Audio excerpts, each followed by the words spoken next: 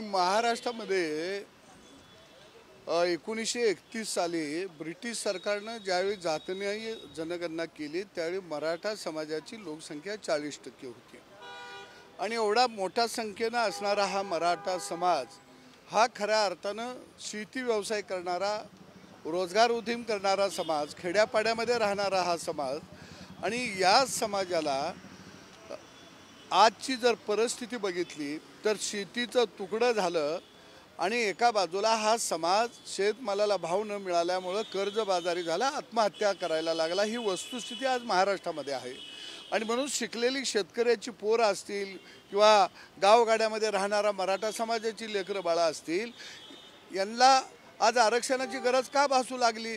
तर एका बाजूला शेती परवडत नाही आणि नोकरी करायला आलं तर 50% वाला पुढे जातोया आणि 60-70% वाला मराठ्याचा पोरगा तिथंच उभा राहतोया आणि म्हणून मराठा समाजातली लेकरं बाळं आज आम्हाला आरक्षण मिळालं पाहिजे ही भूमिका घेऊन रस्त्यावरती लढताना आपण पाहत आहोत। परंतु खऱ्या अर्थानं महाराष्ट्रातल्या मराठा समाजाचं वाटुळं, त्याची माती ही जर कुणी केली असेल तर जे धनदांडगे जे मराठे राजकारणामध्ये होते, वर्षानुवर्ष राजकारणाच्या खुर्च्या उभवत राहिले, या मराठ्यांनी देशमुख, पाटील, पवार यांनीच महाराष्ट्रातल्या मराठा समाजाची माती केलेली आहे आणि म्हणून खऱ्या अर्थानं आज मराठा समाज मला आरक्षण पाहिजे म्हणून रस्त्यावरती लढायला उभा राहिलेला आहे।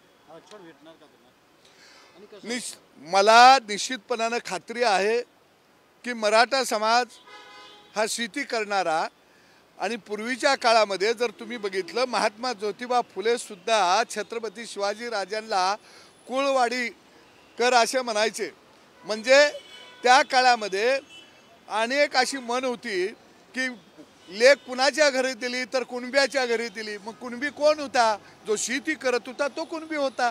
आणि आता ज्यावेळी जुनं रेकॉर्ड तपासायला सुरुवात केली त्यावेळी महाराष्ट्रामध्ये मोठ्या संख्येनं मराठा समाज कुणबी होता हे आता सिद्ध व्हायला लागलेलं आहे।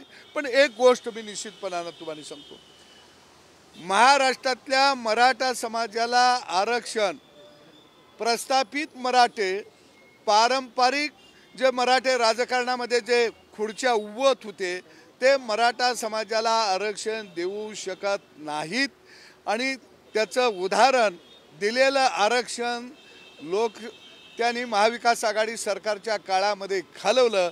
मराठा समाजाला आरक्षण दिलं तर एकनाथ शिंदे साहेब आणि देवेंद्र फडणवीसच देऊ शकतात, कारण त्यांना विस्थापित समाजाला बरोबर घेऊन जायचं आहे।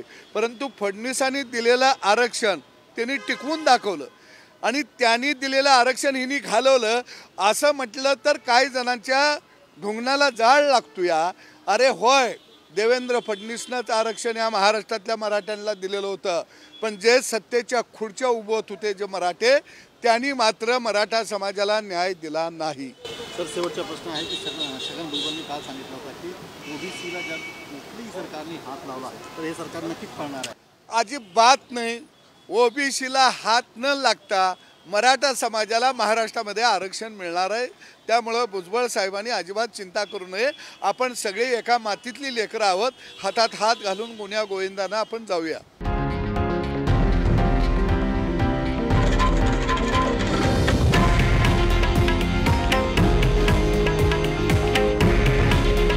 हे आहे देशातील नंबर 1 न्यूज नेटवर्क आणि आपण पाहत आहात TV9 मराठी।